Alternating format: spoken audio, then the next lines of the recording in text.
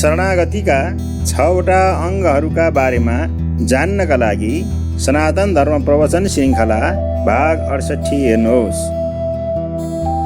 राधे राधे। सनातन धर्म प्रवचन श्रृङ्खलाको क्रममा अहिलेसम्म हामीले यही बुझ्यौँ कि हामी सबैजना जुन अनन्त मात्राको प्रतिक्षण बढ्दै जाने र सधैँ रहिरहने आनन्द चाहन्छौँ त्यो भगवान नै हुनुहुन्छ। त्यसैले भगवानलाई प्राप्त गरेर नै हामी सुखी हुन सक्छौँ, अरू कुनै उपाय छैन। भगवानलाई प्राप्त गर्नको निम्ति केवल भगवानलाई जाने पुग्छ।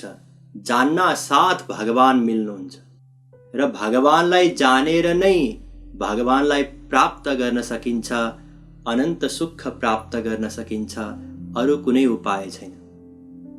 प्रत्यक्ष प्रमाण, अनुमान प्रमाण र शब्द प्रमाणद्वारा हामीले भगवानको अस्तित्व सिद्ध गर्यौं, तर वेद शास्त्रले यो बताए कि भगवान जान्न सकिने तत्त्व होइन, किनकि भगवान इन्द्रिय मन बुद्धि भन्दा पर हुनुहुन्छ। हामीसँग जुन इन्द्रिय मन बुद्धि छन् ती माइक हुन्, भगवान दिव्य हुनुहुन्छ। त्यसैले हामी भगवानलाई जान्न सक्दैनौँ। अब नजानिकन त काम बन्दैन, फेरि कसरी जान्न सकिन्छ त भगवानलाई?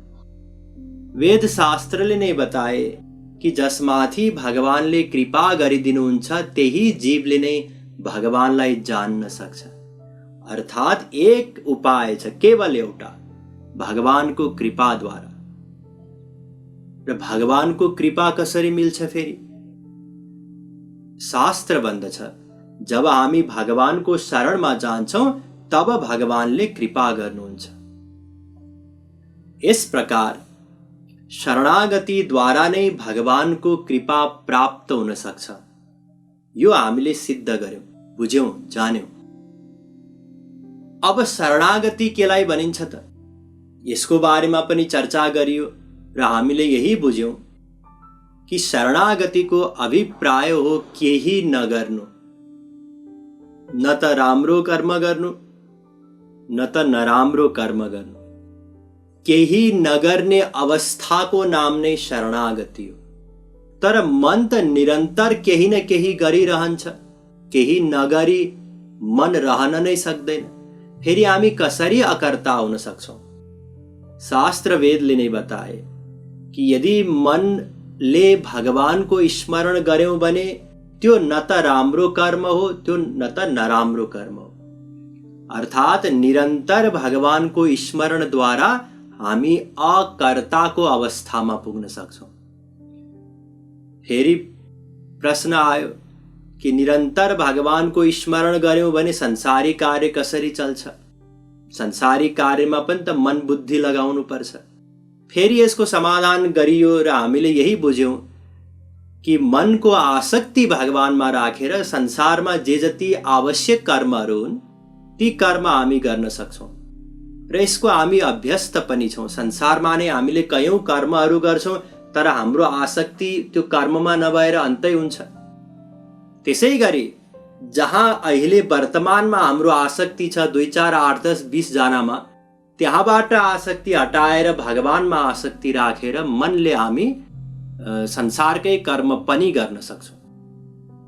र यो शरणागतिको बारेमा हामीले अनेक अन्य विषयहरूका बारेमा पनि चर्चा गर्यौं र त्यस क्रममा हामीले यो बुझ्यौं कि शरणागतिका 6वटा अङ्गहरू हुन्छन्। हामीले हिजो चर्चा गरेका थियौं र ती 6वटा अङ्गहरूमध्ये पहिलो अङ्गका बारेमा हामीले हिजो चर्चा गरिसक्यौं।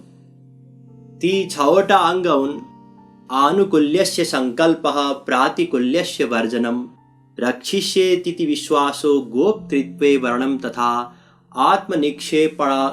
आत्मनिक्षेप कार्पण्डे षड्विधा शरणागति। वेद व्यास जी ले बताउनु भयो। ब्रह्माण्ड पुराण 3, 41, 76 र 77। आयुर्वेद संहितामा पनि छ यो मन्त्र 37, 27। अर्थात् पहिलो शर्त हो अनुकूल नै चिन्तन गर्नु। यसको बारेमा हामीले डिटेलमा चर्चा हिजै गरिसक्यौँ कि जसको शरणमा हामी जान्छौँ उसको अनुकूल चिन्तन गर्नु नै शरणागतिको पहिलो र सबैभन्दा महत्त्वपूर्ण अङ्ग हो। यी 6वटा अङ्गहरूमध्ये पहिलो 2टा सबैभन्दा इम्पोर्टेन्ट हुन्। आनुकूल्यस्य सङ्कल्पः प्रातिकूल्यस्य वर्जनम्। र यी 2टा मध्ये पनि महत्त्वपूर्ण हो अनुकूल नै चिन्तन गर्नु।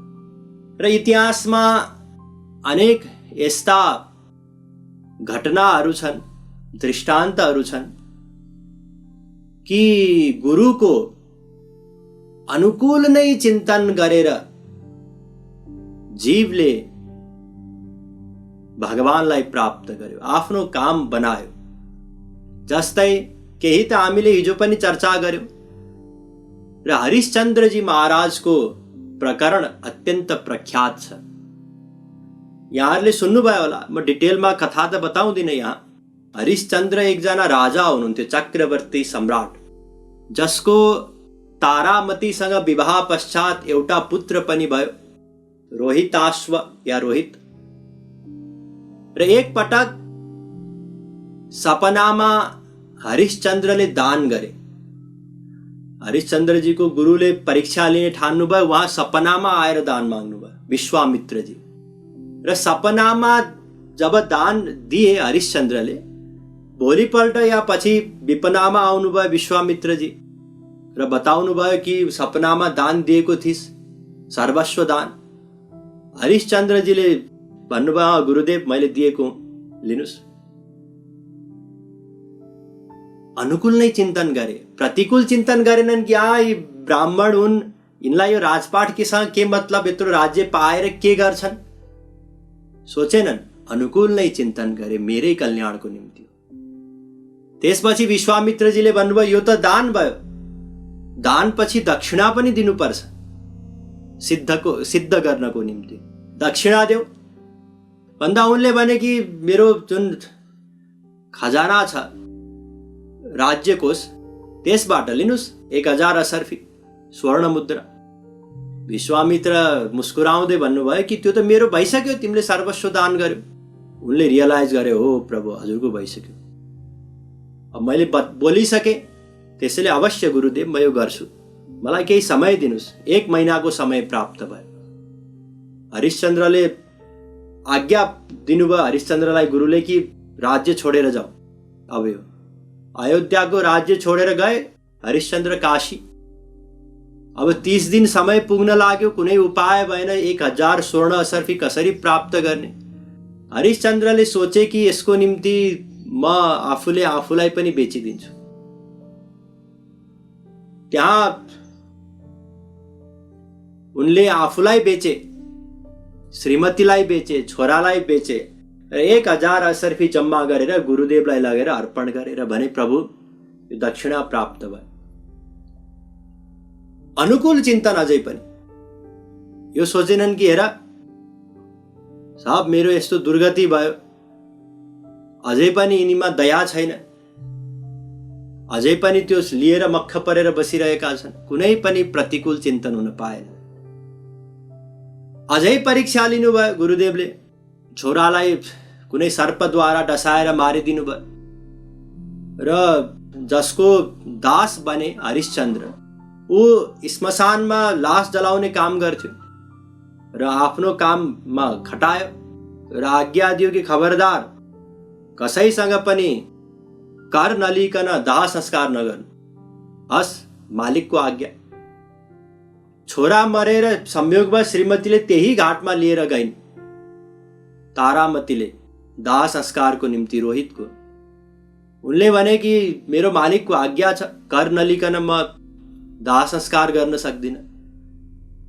यहाँसम्म पनि अनुकूल चिन्तन कि उहाँले के गर्नुभयो यस्तो, हेर मेरो छोरा पनि मर्यो, त्यसको म लासको अन्तिम संस्कार पनि गर्न सकेको छैन। यस कुनै विपरीत चिन्तन भएन, अनुकूल नै चिन्तन। र यही अनुकूल चिन्तनले हरिश्चन्द्रलाई भगवत प्राप्ति भयो, काम बन्यो हरिश्चन्द्रजीको। त्यसैले शरणागतिमा पहिलो शर्त र सबैभन्दा महत्त्वपूर्ण शर्त हो अनुकूल चिन्तन गर्नु। आनुकूल्यस्य सङ्कल्प। र दोस्रो शर्त हो प्रतिकूल मनन हुन नपाओस्। अनुकूल संकल्प गोविन्द राधे, प्रतिकूल मनन शरण बता दे। दुईवटा चिज, अनुकूल चिन्तन होस् र प्रतिकूल चिन्तन या प्रतिकूल मनन नहोस्। र यो प्रातिकूल्यस्य वर्जनमको अभिप्राय यो पनि हो कि शरणागतिका जे बाधक तत्त्वहरू हुन् तिनीहरूलाई त्याग गरिदेऊ। प्रतिकूल चिज, शरणागतिको जुन प्रतिकूल विषय या प्रतिकूल व्यक्ति जे प्रतिकूल छन् शरणागतिको, सबलाई त्यागिदेऊ, यो यसको अभिप्राय हो। र इतिहासमा पनि भगवत शरणागतिमा अथवा गुरुको शरणागतिमा जो बाधक थिए सबलाई त्यागेको प्रमाण भेटिन्छ। जस्तै तुलसीदासजी महाराज भन्नुहुन्छ, जाके प्रियन राम वैदेही, तजिए ताहि कोटि वैरी सम, यद्यपि परम सनेही, जाके प्रियन राम वैदेही।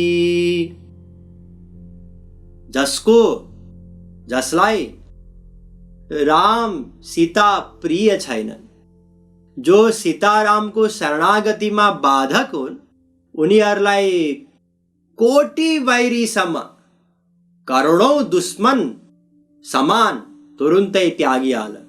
जस्तै उहाँले बताउनु भयो, तज्यो पिता प्रहलाद विभीषण, बन्धु भरत महतारी।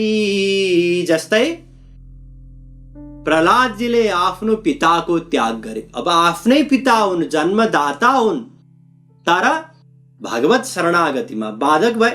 भने कि खबरदार, भगवानको भक्ति गर्ने होइन, मेरो कट्टर दुश्मन हुन् विष्णु, त विष्णुकै भक्ति गर्छस्, त्यसैले विष्णुको भक्ति नगर, विष्णुलाई त्यागिदे। प्रहलादजी महाराजले सोच्नुभयो कि म कसरी त्याग गर्न सक्छु, बरु यो जुन भगवत शरणागतिको बाधक तत्त्व हो पिता, उहाँलाई बरु म त्याग्न सक्छु, त्यागिदिनु भयो। त्यसै गरी विभीषणजी, उहाँले आफ्नो सबै बन्धु बान्धवहरू रावण आदि सबलाई त्यागिदिनु भयो र रामायणको युद्ध भन्दा पहिले नै लङ्का छोडेर जानुभयो प्रभु रामको शरणमा। उहाँले यो सोचेर त बस्नु भएन कि यी मेरा दाजु हुन्, यी मेरा भतिजहरू हुन्, सब मेरा बन्धुहरू हुन्, आफन्त हुन्, सम्बन्धी हुन्, म कसरी त्याग गर्न सक्छु यिनीहरूको, यो सोच्नु भएन। शरणागतिमा बाधक हुन्, त्यागिदेऊ, तुरुन्तै त्यागिदिनु भयो। भरतजीले आफ्नो मातालाई त्यागिदिनु भयो। माताले उपदेश दिनुभयो, हेर मैले 2टा वरदान स्वरूप दशरथजी महाराजलाई वचनबद्ध गराएर रामलाई वनवास र तलाई राज्यको प्रबन्ध गरिदिए। भरतजीले सोच्नुभयो, म त मेरो प्रभुको दास हुँ, म त उहाँको शरणागति स्वीकार गर्छु। आमाले जिद्दी गर्नुभयो, उहाँले भन्नुभयो, हे आमा, हजुर जन्मदाता हुनुहुन्छ, माता हुनुहुन्छ, तैपनि हजुर मेरो शरणागतिको बाधक हुनुहुन्छ, त्यागिदिनु भयो आफ्नो मातालाई, जन्मदातालाई। त्यसै गरी बलि गुरु तज्यो कन्त ब्रज बनी तनी, भय मृदु मंगल हारी, जाके प्रियन राम वैदेही। अझै अर्को दृष्टान्त हेर्नुस्, बलि राजाले आफ्नो गुरुलाई त्यागिदिनु भयो। अब ध्यान दिनुस्, शास्त्र अनुसार त गुरुको स्थान भगवानको भन्दा पनि श्रेष्ठ छ। किनकि गुरुले भगवानको शरणागति सिकाउने भएको हुनाले, भगवानको समीपमा लैजाने हुनाले, यदि गुरुले भगवानको शरणागति गराउँदैन, भगवानको शरणागतिको उपदेश दिँदैन भने त त्यो गुरु पनि त्याज्य हो। गुरुको महिमा यसकारण हो कि गुरुले भगवानसँग जीवको मिलन गराइदिन्छ। तर यदि भगवानबाट नै टाढा हुने आज्ञा दियो, गुरुले शुक्राचार्य समय खबरदार, यी भगवान हुन् विष्णु, विष्णुकै अर्को स्वरूप हो वामनजी, यिनले तँलाई ठग्न आएका हुन्, 3 पाइतालाको भूमिको बहानामा तेरो सर्वस्व लुट्छन्। बलिजीले सोच्नुभयो यदि भगवान नै हुनुहुन्छ भने त झन् मेरो कल्याण भयो। सब भगवानसँग माग्छन्, भगवान मसँग माग्दै हुनुहुन्छ, यो कम सौभाग्यको कुरा हो। र भन्नुभयो गुरु, हजुर गुरु त गुरु हुनुहुन्छ, तर श्रीकृष्णसँगको सम्बन्धको हजुर बाधक हुनुभयो, शरणागतिको बाधक हुनुभयो, त्यसैले त्यागिदिनु भयो, गुरु आज्ञा पालन गर्नु भएन। ब्रजका गोपीहरू, उनीहरूले आफ्नो पति, घर परिवार सर्वस्व त्यागे श्रीकृष्णको निम्ति। बाधक भए, महाराजमा बोलाउनु भयो, श्रीकृष्णले निमन्त्रण दिनुभयो। अब घर छोडौं राति, हिजो आज 21औं शताब्दीमा त हाम्रो समाजमा महिलाहरू राति घर छोडेर अरू पुरुषलाई भेट्न जाँदैनन् भने आजभन्दा 5000 वर्ष अघि त्यति बेलाको समाज के भन्ला, समाजले के भन्ला, घरले कुनै चीजको परवाह गरेनन्। शरणागतिमा जे प्रतिकूल छ, इतिहासमा सबले त्याग गरे र त्यसैबाट नै उनीहरू भगवानको शरणमा जान सके, भगवानलाई प्राप्त गर्न सके। त्यसैले प्रातिकूल्यस्य वर्जनमको अर्थ हो प्रतिकूल चिन्तन हुन नपाओस् एक, र शरणागतिमा जे प्रतिकूल हुन् सबको त्याग गर्नु, यो 2। अब यसपछि शरणागतिको तेस्रो अङ्गको बारेमा चर्चा गरौँ। रक्षिष्येति विश्वासो, तेस्रो अङ्ग हो भगवानले अवश्य मेरो रक्षा गर्नुहुन्छ, यो विश्वास हुनु। ध्यान दिनुस्, रक्षा गर्नुहुन्छ कम्पलसरी छैन, यो उहाँको इच्छा हो, तर मेरो विश्वास हो कि अवश्य मेरो रक्षा गर्नुहुन्छ। एउटा बालक पनि जब पितासँग जंगलमा हिँड्छ, बालकले आफ्नो पितालाई आफ्नो रक्षक ठान्छ, उहाँले मेरो रक्षा गर्नुहुन्छ केही परि आयो भने। किनकि त्यो बालक पिताको शरणमा छ, तर पिताले बालकलाई आफ्नो रक्षक ठान्दैन, किनकि पिता बालकको शरणमा छैन, ऊ आफ्नै बलको शरणमा छ। त्यसैले आफैलाई रक्षक ठान्छ, केही परि आयो भने मैले नै केही गर्नुपर्छ, उसलाई यो लाग्छ। त्यसैगरी जसरी त्यो बालकले आफ्नो पितालाई रक्षक ठान्छ, त्यसैगरी हामीलाई पनि भगवान नै मेरो रक्षक हुनुहुन्छ, उहाँले मेरो अवश्य रक्षा गर्नुहुन्छ, यो विश्वास हुनु पर्यो शरणागतिमा। हेर्नु, शरणागतिमा साधकले केही पनि गर्दैन, जे शरण्यको इच्छा हो त्यस अनुसार कार्य गर्छ। एक पटक प्रसङ्गवश म एउटा दृष्टान्त बताउन चाहन्छु। एक पटक एकजना उच्च कक्षाको साधक नदी पार गर्दै थिए र नदी पार गर्दा गर्दै अचानक वृष्टि भयो, यति घनघोर वृष्टि भयो कि त्यो जुन नौका हो त्यो नौकामा जल भरिन थाल्यो, पानी। र सबले भने सायद हामी डुब्छौँ, आज भगवानको यस्तै इच्छा होला, हामी मर्नु छ होला, यही शोक गर्दै थिए। र हतार हतार जसरी हुन्छ, कपडा निकालेर हुन्छ कि कपडा भिजाउँदै निचार्दै त्यो ढुङ्गाको पानी बाहिर राख्दै फाल्दै थिए। ती साधक चाहिँ बाहिर जुन नदीको पानी हो त्यो अन्जुलीमा लिएर डुगामा हाल्दै थिए। व्यक्तिहरूले देखिरहेका थिए, तर हडबडमा कसले के बताउनु। फेरि पानी पर्न छोड्यो। सबले भने कि सायद अब भगवानको कृपा भयो होला, अब बाँचिन्छ होला, भगवानको यही इच्छा होला। त्यसपछि त्यो साधकले फेरि ढुङ्गाभित्रको पानीलाई बाहिर फाल्न थाले। जब सबै सकियो, सबले सोधे कि तिमीले यो उल्टो काम किन गर्यो, हामी सबै ढुङ्गाभित्रको पानी बाहिर फाल्दै थियौँ, तिमी बाहिरको पानी भित्र फाल्दै थियौ। उनले भने कि भगवानको सायद यही इच्छा होला, हामी मर्नु थियो होला भनेर यहाँहरूले बताउनु भएको थियो। मैले सोचेँ कि यदि भगवानको इच्छा हो भने भगवानलाई मद्दत गरौँ। यदि भगवानको इच्छा हो हामीलाई मार्नको निम्ति या आज मृत्यु दिने उहाँको इच्छा हो भने उहाँको इच्छामा म पनि मद्दत गरौँ। त्यसैले मैले मद्दत गरेँ। र जब तपाईँहरूले बताउनु भयो कि अब भगवानको इच्छा होला कि हामीलाई बाँच्नु छ होला, यो बताउनु भयो, त्यसपछि मैले सोचेँ कि भगवानलाई म पनि मद्दत गरौँ। म ढुङ्गाभित्रको पानी बाहिर फाल्न थालेँ। अस्तु, सबै अवस्थामा भगवानलाई नै रक्षक मान्नु, उहाँले अवश्य मेरो रक्षा गर्नुहुन्छ, यो विश्वास गर्नु, यो शरणागतिको तेस्रो अङ्ग हो। अब आउनुहोस् शरणागतिको चौथो अङ्गका बारेमा चर्चा गरौँ, गोप्तृत्वे वर्णम तथा।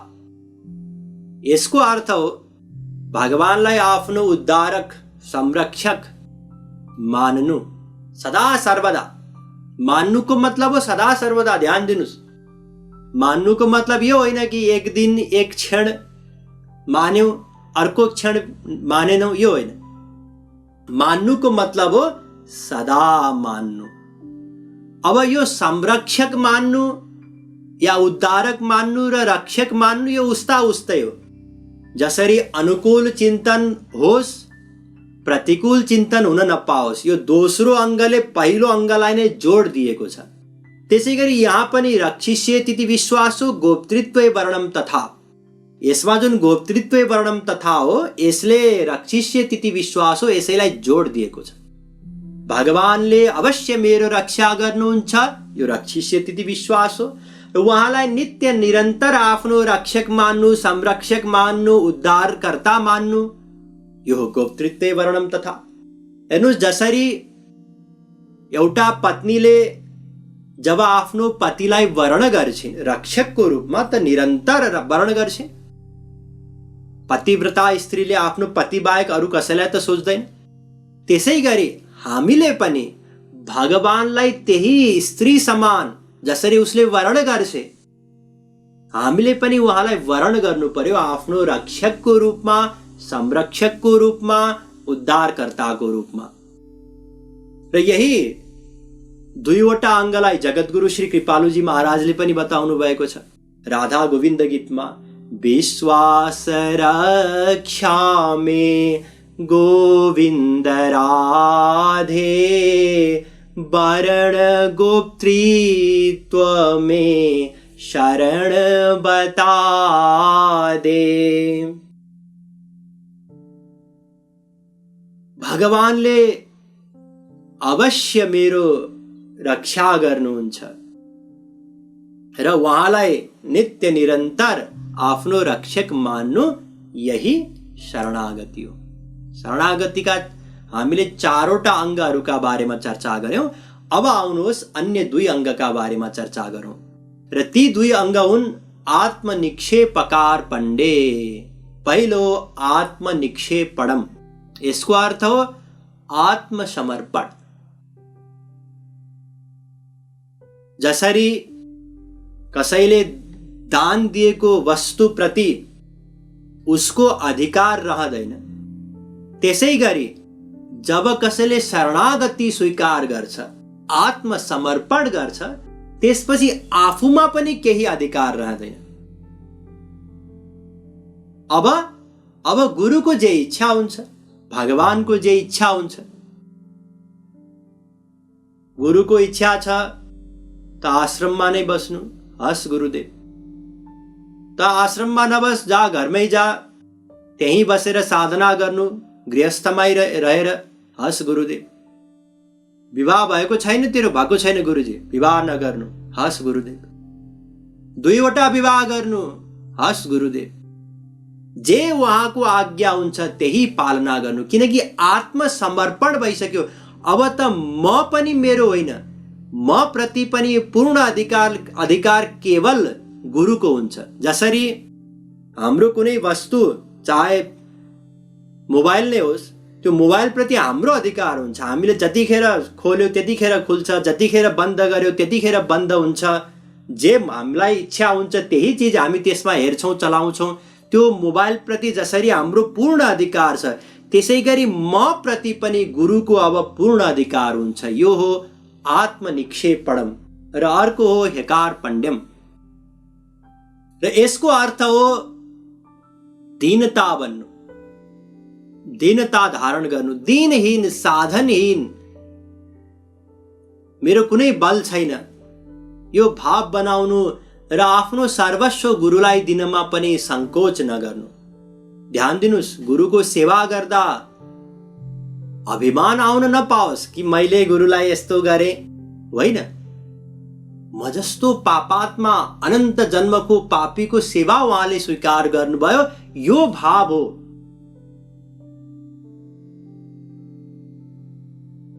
आत्मसमर्पण गर्दा अभिमान आउन नपाओस्, त्यसैले यहाँ थप जोड दियो दीनता रहोस्। यदि दीनता रहेन, सेवाको अभिमान भयो भने अब त्यो सेवाबाट पनि लाभ मिल्दैन। सेवा होस्, शरणागति होस्, तर म शरणागत छु, मैले सेवा गरे, यसको अहंकार हुन नपाओस्, यो छैटौं अङ्ग। यस प्रकार शरणागतिका 6वटा अङ्गहरूका बारेमा हामीले चर्चा गर्यौं।